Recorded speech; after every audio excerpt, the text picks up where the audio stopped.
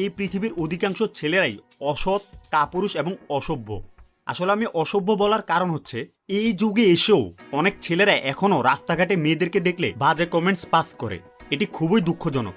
এজন্যই বেশিরভাগ মেয়েরা ডেসপারেটলি আলফা টাইপের পুরুষ খোঁজে, যে সৎ, বিশ্বস্ত এবং অন্যের জন্য নিজেকে উৎসর্গ করতে পারে। একটি প্রশ্ন সবসময় ঘুরতে থাকে, আর সেটি হলো একটি মেয়ে একটি ছেলের মধ্যে কি খোঁজে। যেহেতু পৃথিবীতে কোটি কোটি মেয়ে আছে, সেহেতু আপনি কোটি কোটি রকমের উত্তর পাবেন।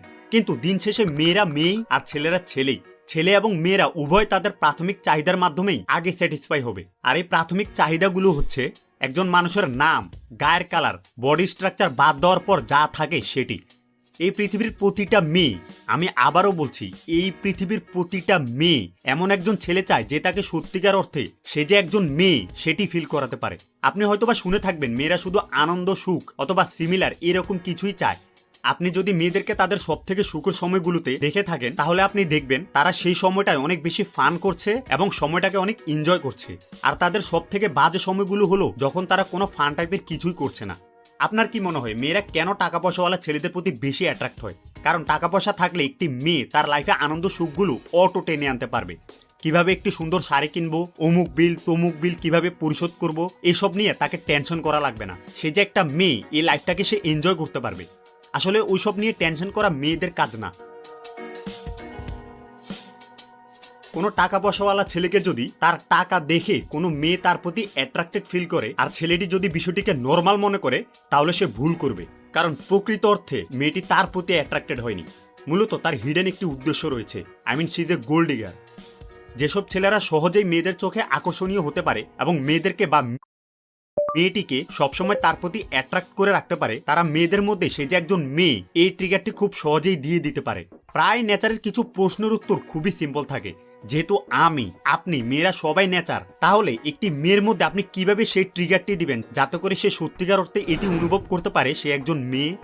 উত্তরটি হলো আপনার মধ্যে কিছু বৈশিষ্ট্য ডিসপ্লে করে, যেগুলো হয়তোবা অলরেডি আপনার মধ্যে রয়েছে। এতক্ষণ আপনি জেনেছেন বিষয়টি কি এবং কেন। এখন আপনি জানবেন কিভাবে আপনার মধ্যে সেই ক্যারেক্টারগুলো আনলিশ করবেন, যাতে আপনি নিজের মধ্যে মাস্কুলিন ক্যারেক্টার ডেভেলপ করতে পারেন, যেই ক্যারেক্টার মেয়েদেরকে ম্যাগনেটের মতো আকর্ষণ করে।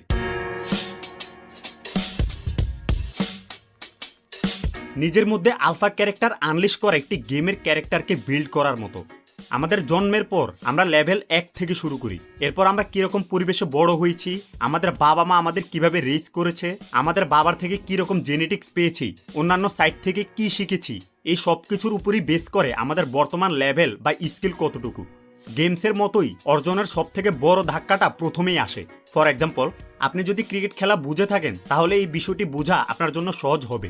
একজন পেস বোলার কয়েকদিন প্র্যাকটিস করলেই ধরেই কিন্তু সে 120 থেকে 125 কিলোমিটার পার আওয়ারে বল মারতে পারবে। কিন্তু সেই 125 কিলোমিটার পার আওয়ার স্পিডকে 140-এ নিতে তার স্কিলকে অনেক ডেভেলপ এবং সেই সাথে তাকে অনেক হার্ডওয়ার্কও করতে হবে।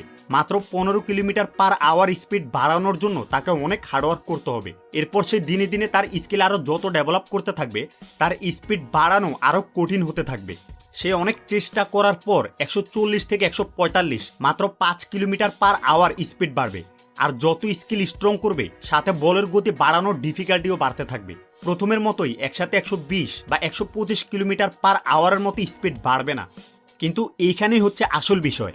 120-25 কিলোমিটার পার আওয়ারে বল করা একজন পেস বোলার আর 150 কিলোমিটার পার আওয়ারে বল করা একজন পেস বোলার কি এক হবে? কখনোই না। রিয়েল লাইফটাও ঠিক এই রকমই। আসল রিওয়ার্ডগুলো আপনি উপরের লেভেলে গেলেই পাবেন।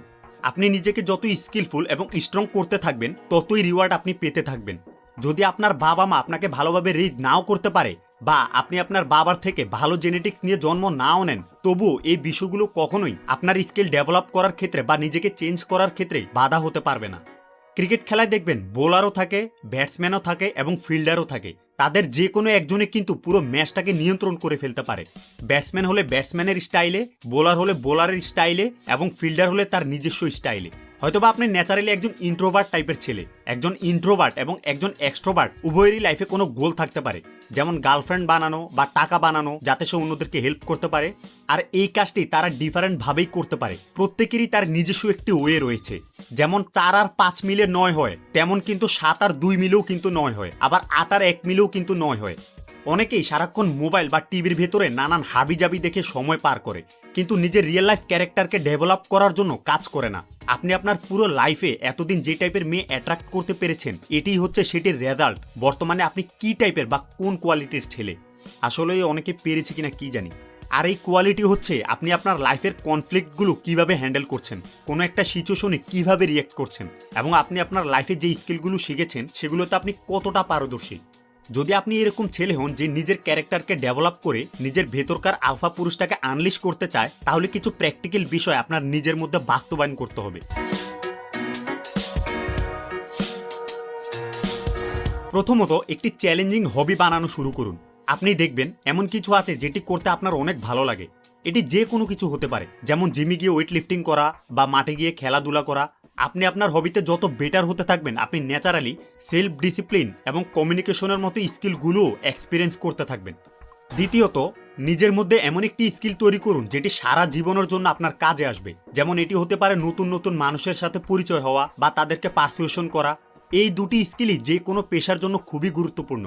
আর আপনি এটিতে যত আপনার লেভেল উপরে নিয়ে যেতে পারবেন, ততই দেখবেন অনেক নতুন নতুন অপরচুনিটি আপনার সামনে এসে হাজির হয়েছে। আপনি আপনার লাইফে যে স্কিলই ডেভেলপ করেন না কেন, সেটি যাতে মানুষ কেন্দ্রিক হয়। কারণ আপনাকে কিন্তু এই মানুষের সাথে এই পৃথিবীতে বেঁচে থাকতে হবে। আপনি লাইফে যা কিছুই চান না কেন, কেউ না কেউ অলরেডি সেটির ওনার হয়ে আছে। আপনাকে শুধু তাকে কনভিন্স করতে হবে সেটি পাওয়ার জন্য, বা তাদের থেকে হেল্প নিতে হবে সেটিকে অর্জন করার জন্য। তৃতীয়ত, যতটা সম্ভব ট্রাভেল করুন। অগাস্টাইন বলেন, এই পৃথিবী হচ্ছে একটি বইয়ের মতো, আর যে এটিকে ঘুরে ঘুরে দেখেনি সে শুধুমাত্র বইয়ের একটি পেজ পড়েছে। বিলিভ মি, ট্রাভেল করা আপনার লাইফের পারসেপশনকে চেঞ্জ করে দিবে এবং এটি আপনার মধ্যে ক্রিয়েটিভিটি তৈরি করবে। এছাড়া যে ছেলে অনেক দেশে ঘোরাঘুরি করে বা কমপক্ষে নিজের দেশের নানান জায়গায় ঘোরাঘুরি করে, সে অন্যদের তুলনায় মেয়েদের চোখে বেশি অ্যাট্রাকটিভ হয়ে যায়, কারণ মেয়েরা অ্যাডভেঞ্চারাস টাইপের ছেলেদেরকে অনেক পছন্দ করে। চতুর্থত, লাইফে একটি চ্যালেঞ্জিং গোল তৈরি করুন। এটি আপনার ক্যারেক্টারকে ডেভেলপ করবে। দেখুন, যে ছেলের লাইফে কোনো এইম বা মিশন নেই, তাহলে সে কি করবে? লাইফে গোল তৈরি করুন এবং সেটাকে অর্জন করার জন্য কাজ করে যান। যদি সেটা অর্জন হয়ে যায়, তাহলে নতুন গোল তৈরি করুন। একটি কথা আছে, the journey of A 1000 mile begins with 1 step. 5 নম্বরে, একজন আলফা ছেলের অন্যতম একটি বড় বৈশিষ্ট্য হলো ফিজিক্যালি স্ট্রং থাকা। সেজন্য জিমে যান, না হয় মার্শাল আর্ট শিখতে পারেন। যদিও আমি নিজে মার্শাল আর্ট শিখি না, কিন্তু আমার জিম করতে অনেক ভালো লাগে। তবুও যারা চান মার্শাল আর্ট শিখে রাখতে পারেন, কাজে দিবে। ইতিহাস ঘাটলে দেখবেন মাস্কুলিনিটির সাথে ফিজিক্যালি স্ট্রংনেস সবসময় যুক্ত ছিল।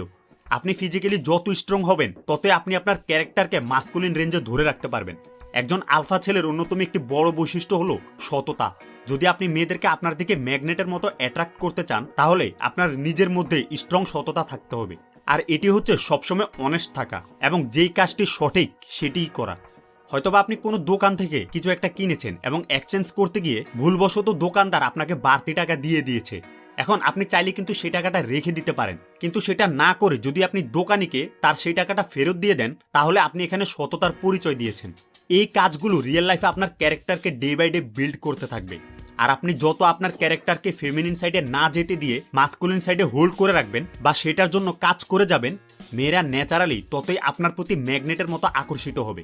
এই পৃথিবীতে যত মেয়ে আছে তারা সবাই মেটালের মতো, ভেতরে ভেতরে তারা আলফা পুরুষদের সেই ম্যাগনেটিক ফোর্সের দিকে আকর্ষিত হওয়ার জন্যই তৈরি হয়ে আছে। এরকম ছেলে হওয়ার জন্য আপনাকে কোনো সুপার হিরো বা উচ্চ কোনো ফ্যামিলি থেকে আসতে হবে, বিষয়টা এরকম না। যখন থেকে আপনি নিজেকে পরিবর্তন করে নিজের মধ্যে এইরকম ক্যারেক্টার ডেভেলপ করা শুরু করবেন, মেয়েরা অটো, বিলিভ মি, মেয়েরা অটো আপনার প্রতি অ্যাট্রাক্ট হওয়া শুরু করবে এবং আপনাকে দেখে অন্য ছেলেরাও আপনার মতো হতে চাইবে। ওকে, ইউ গাইজ আর অসাম।